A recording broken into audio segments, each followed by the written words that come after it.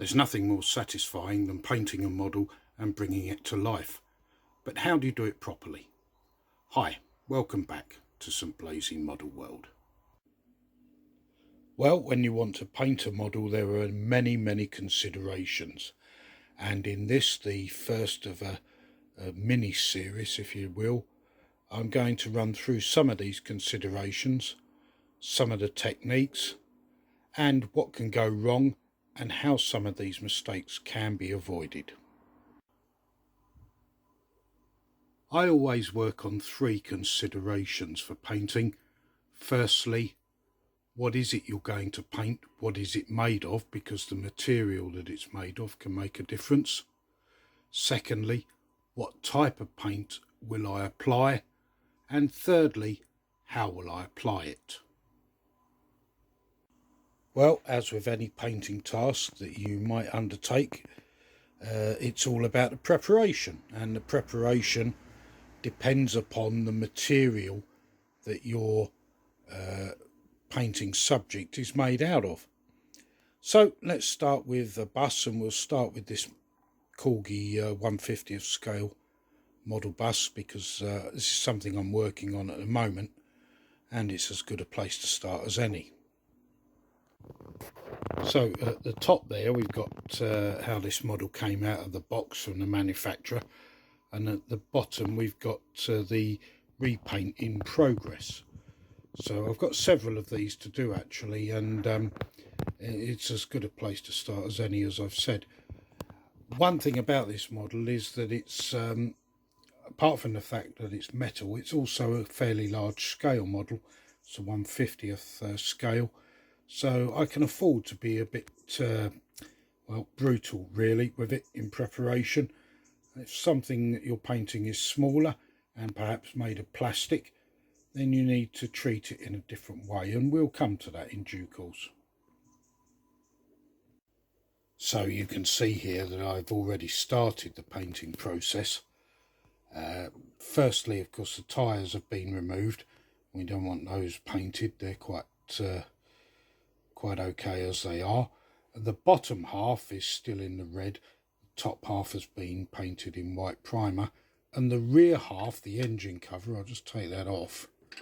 It'll just come away there, and that is already starting to take on the colour of the finished product, the colour I need it to be for this project, and that is a National Bus Company green. And for that purpose I'm using this product. This is a Phoenix Precision paint by Cherry, National Bus Company green. It's an enamel based paint, and of course as I said in the introduction, the type of paint that you're going to apply will affect how you apply it, drying times, preparation, and all sorts of other factors. The majority of Code 3 producers take their donor vehicles back to bare metal, but I've never really seen the need to do this. If you think about a lot of other painting techniques and tasks that you would do, that's simply not what you do. You know, if you're painting woodwork at home, you don't rub it back to the bare wood, and the same with ceilings and walls. You don't go back through to the plaster. You simply want to apply a good key for the new paint to take to, and have good colour and good finish. And so I very rarely actually take a model all the way back to bare metal, and of course with plastics that's not an option at all, because you'd wipe out so much detail in the process that what you'd be left with simply wouldn't be worth the time and effort that you put into it.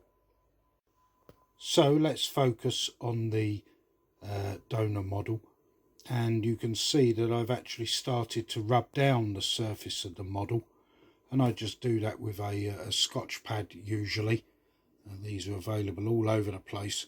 I find they take the shine off the majority of the paint without eroding the detail.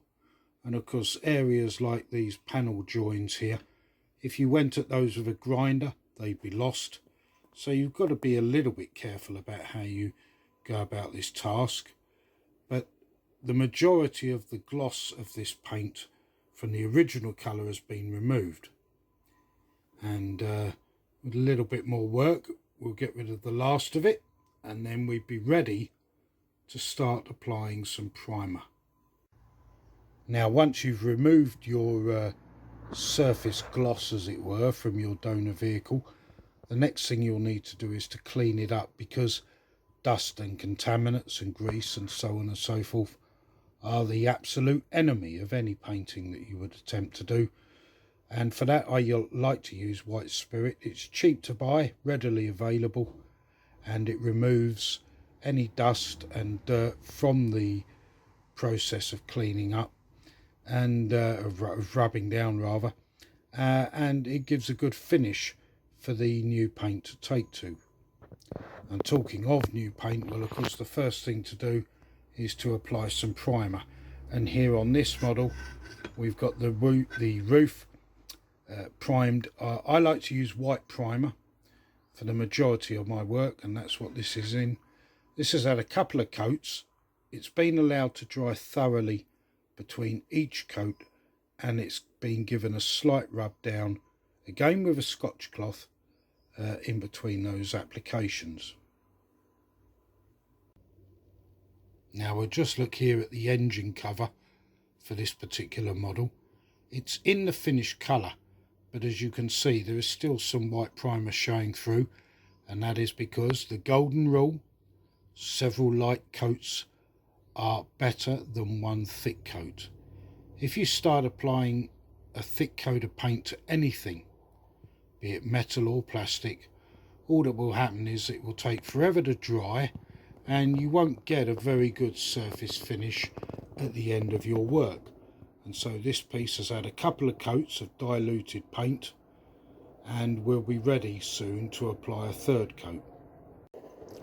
So having talked briefly about a Scotch cloth, I suppose, just in case there's any doubt, I'll show you one. This is it, and you can see on this one the white that has been removed in between coats of primer, and they're just cloth basically with an abrasive surface. You can get different grades, but of course what I tend to do is just buy the coarser grade, and then as they wear down, of course they become suitable to act as a finer grade. Now later in this series we'll be talking about the actual application of the paint, the different techniques and methods that you can use. But for now that's it that covers a metal model. Let's move on to some plastic. Well, when we talk about painting plastic, I suppose this is something that is very familiar to experienced model makers, and if you're new to the hobby, this is where you're likely to start out. This is a part of an Airfix kit, a plastic kit. It's a Spitfire classic model, and it's one that's in build for another video, another project, and you'll be seeing it later on. But of course, what can we do here? Well, this kit of course is out of the box. It hasn't got a colour as yet.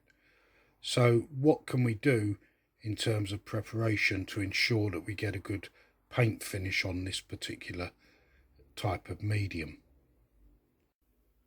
Well, clearly the Scotch cloth is a no-go. We don't really need it anyway, because this particular piece of plastic doesn't have any paint on it as yet. But of course, if we attack this with a Scotch cloth, we're going to wipe out lots of little detail, and that's the last thing that we need to do.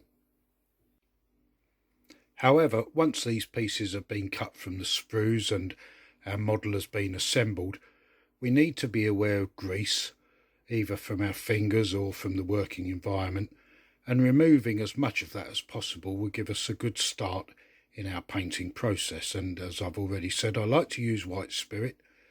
It's very good at what it does. It removes grease and it evaporates cleanly without leaving too much of a residue. Now, be it plastic or metal, once the model is ready for painting, you really should apply a primer. I tend to use light colours, as I've said, white or grey. In a few instances I will use the red primer, but it really depends on what I'm working on. But providing a primer coat to your model does provide a good key and a good basis on which your top coats can sit, and they will give you good service in that condition, lasting for many years before they start to fade.